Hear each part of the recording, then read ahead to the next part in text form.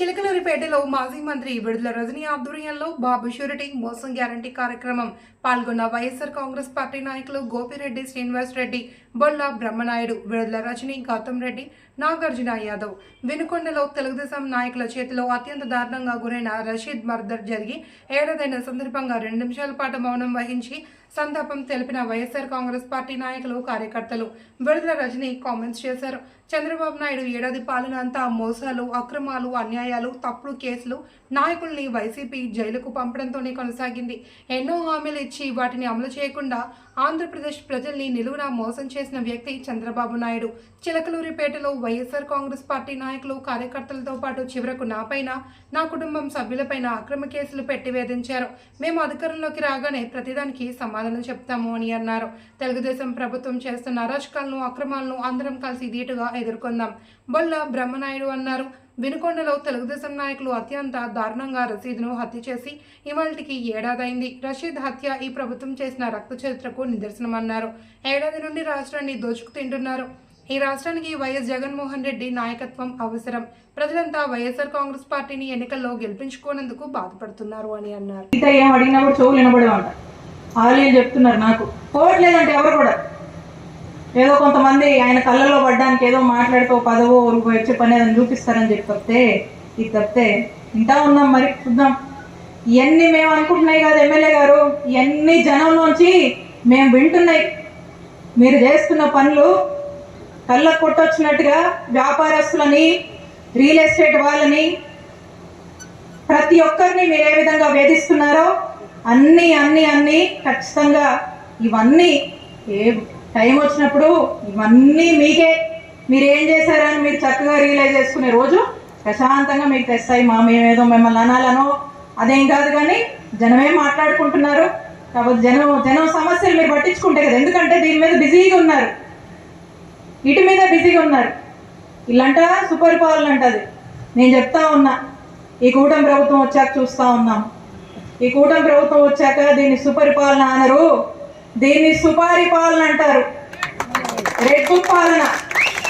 ఎవడి మీద కేసు పెట్టాలంటే కేసు పెట్టాలి, ఎత్తుకు రావాలంటే ఎత్తుకు రావాలి, లోన్ వేయాలంటే స్టేషన్ లోపల వేయాలి, కొట్టాలి, జైలుకు పంపించాలి, అరెస్టు చేయాలి, అక్రమ కేసులు పెట్టాలి. ఇదంట సుపరిపాలన. వీళ్ళది తెలుసులే జనానికి. మీరు సుపరిపాలన చెప్పినా చెప్పకపోయినా జనం చెప్తారులేండి. జనానికి ఒక స్పష్టత ఉంది కాబట్టి చెప్తా ఉన్నా. ఈ విషయాలు ఇంకా మతిపోతుంది. ఈ రాష్ట్రాన్ని దోపిడీ చేస్తున్నారే, ఈ రాష్ట్రాన్ని కాపాడగలిగిన సమర్థుడు జగన్మోహన్ రెడ్డి గారు రావాలి. ఈ రాష్ట్రాన్ని కాపాడాలని ప్రజలందరూ కూడా కోరుకుంటున్నారు. తప్పు జరిగింది, ఆ తప్పుని సరిదిద్దుకుందాం అని ఈరోజు లక్షల కొద్ది మన నాయకుడు బయటకు వస్తే వేల కొద్ది జనం తండోపతండాలుగా వస్తున్నారంటే వాళ్ళందరూ కూడా ఈ రాష్ట్రాన్ని కాపాడుకుందాం, ఈ రాష్ట్ర ఆర్థికంగా పూర్తి స్థాయిలో మింగేస్తున్నారు, ఈ తిమంగళం నుంచి కాపాడుకుందాం అనే భావంతో ప్రజలందరూ ఉన్నారని, రేపు మన రజనమ్మ గారు కూడా మీరు అనుకున్నది మేము అనుకున్న దాని అన్నిటికంటే కూడా మంచి మెజారిటీతో గెలిచి మళ్ళీ పూర్వం వైభవం సృష్టిస్తుందని ఈ సందర్భంగా మరొక్కసారి మీ అందరికీ సవినీయంగా మనం చేసుకుంటూ, ఇది చెప్పాలంటే ఇంకా మా గోపిరెడ్డి గారు ఆయన రైతులు ఏ రోజున రోడ్ ఎక్కారా? జగనన్న హయాంలో ఎక్కారా? ఆ సంగతి చెప్పమనండి, ఆ సంగతి చెప్పమనండి. అసలు వాళ్ళకి ఏం చేస్తారో, ఏ న్యాయం చేస్తారో చేయమని. రైతులు ఆత్మహత్యలు జరిగినాయి మన నియోజకవర్గంలో. కనీసం ఆలకించాడా, పలకరించాడా ఆ కుటుంబాలని? అవి పట్టవు. ఎందుకంటే అవన్నీ మంచి పనులు, అవి జనానికి మంచి చేయకూడదు. దురాలోచనలు, అక్రమ ఆలోచనలు, అక్రమ పనులు, అవినీతి, పొద్దున్న లేస్తే ఎక్కడ డబ్బులు వస్తాయి ఏంటనే దాని మీద తప్పితే ఎవడి మీద కేసు పెట్టాలి, ఎక్కడ డబ్బులు వస్తాయి, ఈ రెండే, ఇంకోటి లేదు. అలాంటి ఆలోచనలతో ముందుకు వెళ్తున్నాడు ఎమ్మెల్యే. ఖచ్చితంగా కాలమే మీ రూపంలో, ప్రజల రూపంలో సమాధానం చెప్పుద్ది అని తెలియజేసుకుంటూ మీ అందరికీ ఒకటే చెప్తా ఉన్నానన్నా, రానున్నది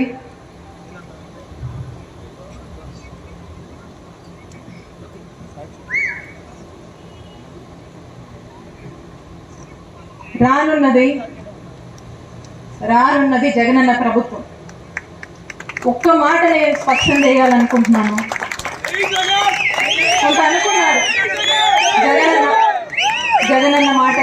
స్పష్టంగా చెప్తా ఉన్నారు.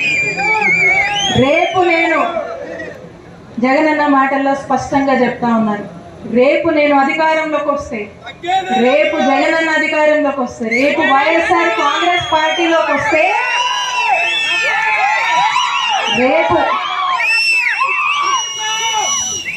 రేపు రాబోయే జగనన్న ప్రభుత్వం కార్యకర్తల ప్రభుత్వం. రేపు రాబోయే జగనన్న ప్రభుత్వం వైఎస్ఆర్ కాంగ్రెస్ పార్టీ జెండా పట్టుకొని కష్టపడ్డటువంటి నాయకుల ప్రభుత్వం.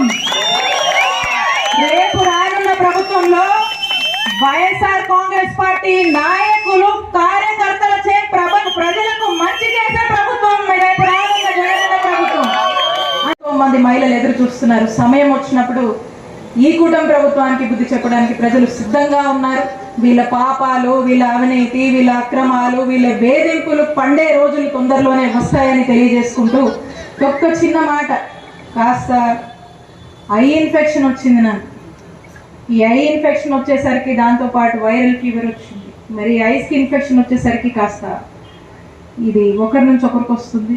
ఆ పిల్లలు కూడా వచ్చింది, అట్లా వచ్చింది. దానివల్ల నేను కొంత ఈ బయటికి కాస్త డస్ట్ ఉండొద్దని నేను ఇంట్లోనే ఉన్నా. దానికి కూడా రకరకాల ప్రచారాలు పెట్టారండి వీళ్ళు.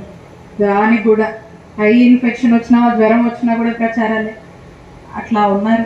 అంటే ఎందుకో మరి అంత భయం వాళ్ళకి, నేనంటే నాకు అర్థం కాదు.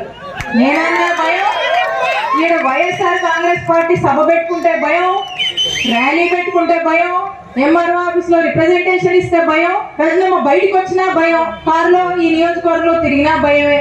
అంత భయం ఎందుకో నాకు అర్థం కాదు. కానీ నేను చెప్తా ఉన్నా, ఇక్కడ ఉన్నటువంటి మా వాళ్ళంతా, వాళ్ళ ప్రేమే నా బలం.